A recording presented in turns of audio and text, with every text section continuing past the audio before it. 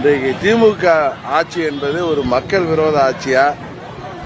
நாடு முழுவதும் குழந்தைகள் முதல் பெரியவர்கள் வரை யாருக்கும் பாதுகாப்பு இல்லாத, விலைவாசி எல்லாம் உயர்ந்து மக்கள் மிகவும் பாதிக்கப்படுகின்ற, அனைத்து விவசாயிகள் முதற்கொண்டு மாற்றுத்திறனாளிகள் வரை அனைவருமே போராடுகின்ற ஒரு சூழ்நிலையில் இன்றைக்கு ஒரு மோசமான ஆட்சி, சட்டம் ஒழுங்கு சீர்கெட்டு போயிருக்கிற ஒரு ஆட்சி தமிழ்நாட்டில் மக்கள் விரோத ஆட்சி நடைபெற்றுக் கொண்டிருக்கிறது. இதனால் மக்கள் கொதித்து போயிருக்கிறார்கள்.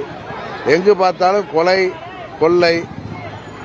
இதை திசை திருப்புவதற்காகவே இந்த டீலிமிட்டேஷன்ல தமிழ்நாட்டுக்கு, சவுத் இந்தியாவுக்கு, தென் மாநிலங்களில் பாராளுமன்ற உறுப்பினர்கள் எண்ணிக்கை குறைந்துவிடும், பாராளுமன்ற தொகுதி எண்ணிக்கை குறைந்துவிடும் ஒரு பொய்யா ஒரு பிரச்சாரத்தை, இல்லாத ஒன்றை மக்களை திசை திருப்புவதற்காக இன்றைக்கு தேவையில்லாத கூட்டம் இதுதான்.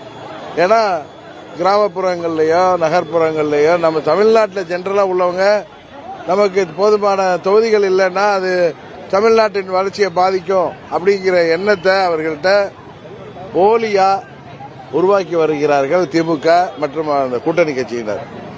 அதான் அன்றைக்கு மாண்புமிகு உள்துறை அமைச்சர் கோயம்புத்தூர் வந்தப்ப கிளியரா சொல்லிட்டார், விகிதாச்சார அடிப்படையில் தான் தொகுதிகளின் எண்ணிக்கை வரையறுக்கப்படும். இப்ப நீங்க சொல்ற மாதிரி 1000 தொகுதியே ஆனாலும் விகிதாச்சார அடிப்படையில் தமிழ்நாட்டுக்கு இப்ப உத்தரப்பிரதேசம் அதிக பாப்புலேஷன் உள்ள மாநிலம், அங்கெல்லாம் மக்கள் தொகை அதிகமாயிட்டு அங்க இருக்கிற தொகுதிகளின் எண்ணிக்கை எவ்வளவு உயர்ந்தோ அதே விகிதாச்சாரத்தில் தமிழ்நாட்டிலே உருவணும். அதுதான் உண்மை. ஆனால் மக்களை திசை திருப்புவதற்காக ஒரு பொய்யான தகவல் அடிப்படையில் எங்களுக்கு தகவல் வந்துச்சுன்னு சொல்றாங்களே தவிர யார் சொன்ன தகவல்? இன்னும் மத்திய அரசே ஒரு முடிவுக்கு வரல. டீலிமிட்டேஷன் விவகாரத்தில் விகிதாச்சார அடிப்படையில் முடிவு செய்யப்படும் ஒரு அந்த அந்த வழியில சிந்திக்கிறதா உள்துறை அமைச்சர் மாண்புமிகு அமித்ஷா அவர்கள் சொன்னார்களே தவிர எந்த முடிவும் எட்டப்படாத நிலையில இந்த கூட்டமே ஒரு கண் துடைப்பு கூட்டம் தான். அதிலே முதலமைச்சர் பேசுறத நான் தொலைக்காட்சியில் பார்த்தேன். நாங்கள் ஒன்றும் தொகுதி மறுவரைக்கு எதிரானவர் அல்லங்கிறாரு. அப்புறம் 25 வருஷம் தள்ளி போடுங்கிறாரு. புரியவே இல்லை. மற்ற மாநிலங்களுக்கு, வடநாட்டில் உள்ள மாநிலங்களுக்கு அங்கெல்லாம் மக்கள் தொகை கண்ட்ரோல் செய்யாததுனால, நம்மெல்லாம் ஃபேமிலி பிளானிங் படி தமிழ்நாட்டில் மக்கள் தொகையெல்லாம் கண்ட்ரோல் செஞ்சிருக்கிறதுனால எந்த பாதிப்பும் வராது. உறுதியாக வட மாநிலங்களுக்கு எத்தனை தொகுதி ஒரு மாநிலத்துக்கு அதிகரிக்குதோ அதே விகிதாச்சாரத்தில் தமிழ்நாட்டுக்கும் அதிகரிக்கும் என்பதுதான் திரு அமித்ஷாஜி அவர்கள் சொன்னதன் அர்த்தம். அதான் டாஸ்மாக் ஊழல் விவகாரத்தில் இனிமே திமுக எந்த இடத்துல ஊழல் நடந்திருக்குன்றத சுட்டிக்காட்டுகின்ற மாதிரியான விஷயத்தையும், அதே சமயத்தில் 10 ரூபா 20 ரூபா பாட்டிலுக்கு வசூலிக்கக்கூடிய விஷயங்கள் எங்க நடந்துட்டு இருக்கு, எம்ஆர்பி ரேட்ல தான் விற்கணும். அங்க விற்கிற அந்த மேனேஜரை தான் பேட்டி கொடுக்குறாங்க. எந்தெந்த இப்ப தமிழ்நாட்டில் 38 மாவட்டங்களில் உள்ள இந்த ஆபீசஸ்ல, டாஸ்மாக் அலுவலகங்கள்ல 20% கம்மியாக தான் இந்த சோதனையே நடைபெற்றிருக்கு. இதுலயே 1000 கோடிக்கு கிட்ட முறைகேடு நடந்திருப்பதாக இடி தெரிவிச்சிருக்காங்க. அவங்க வாய் பொழித்தது, பாங்க பொழித்ததுன்னு முதலமைச்சர் பேசுற மாதிரியோ அந்த துறை அமைச்சர் பேசுற மாதிரியோ சொல்லக்கூடிய தேவை அவர்களுக்கு இல்லை.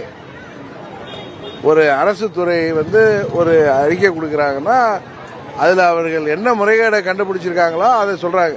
இன்னும் தமிழ்நாடு முழுவதும் சோதனை நடத்தா சகோதரர் அண்ணாமலை அவர்கள் சொல்வது போல 40,000 கோடியை தாண்டி இதுவரை முறைகேடு நடைபெற்றிருக்கும். அது தொடர்ந்து நடைபெறாமல் இருக்க வேண்டும், தடுக்கணும். அதில் யார் ஈடுபட்டிருந்தாலும், பயனாளிகள் யாராக இருந்தாலும் அவர்கள் மீது நடவடிக்கை எடுக்கப்பட வேண்டும் என்பதுதான் எல்லோருடைய நிலைப்பாடு. அதுதான் சரியான முடிவாக இருக்கும்.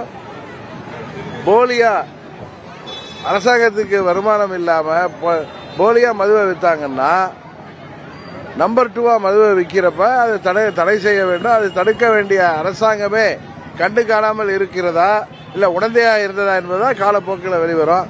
ஆனா ஒன்று தெரியுது, எங்க நடந்துச்சு எப்படி நடந்துச்சுன்னு சொல்லுங்கன்னா அதுதான் இனிமேதான் இடி வந்து அதெல்லாம் ஆராய்ச்சி செஞ்சு தான் இருக்காங்க. இனிமேல் தான் இப்போ 1000 கோடிக்கிட்ட இது வரைக்கும் நாங்கள் சோதனை செய்ததில் முறைகேடு நடந்திருக்கு அப்படின்னு சொல்றாங்க. இன்னும் வரும், இன்னும் அமைச்சர் செந்தில் பாலாஜி கேட்குற கேள்விக்கெல்லாம் பதில் வரும். இதில் யார் சம்பந்தப்பட்டிருந்தாலும் எப்படி டெல்லியில் கேஜ்ரிவால் அரசாங்கத்திற்கு ஏற்பட்ட அதே நிலைமை தமிழ்நாட்டிற்கும் வரக்கூடிய வாய்ப்பு இருப்பதாகத்தான் எல்லாரும் பேசிக் கொள்கிறார்கள்.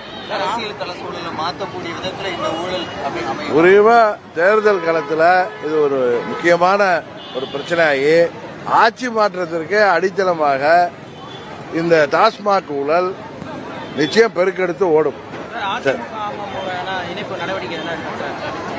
ஆட்சி அதிகாரத்தில் உள்ளவங்க செய்கிற முறைகேடுகள், இங்கு நடக்கிற மக்கள் விரோத ஆட்சி, இங்கு தமிழ்நாடு முழுவதும் புழங்கி வருகிற போதை மருந்து கலாச்சாரம், கஞ்சா, போதை மாத்திரைகள் வியாபாரம், பட்டி தொட்டி எல்லாம் மாணவர்களை குறிவைத்து நடக்குது. இளைஞர்கள் இன்றைக்கு கூலிப்படைகளாக மாறி இன்றைக்கு தமிழ்நாடு முழுவதும் கொலைகள் அதிகரித்து வருது. இதை பற்றி நாம் பேசுவது தான் நல்லா இருக்கும்.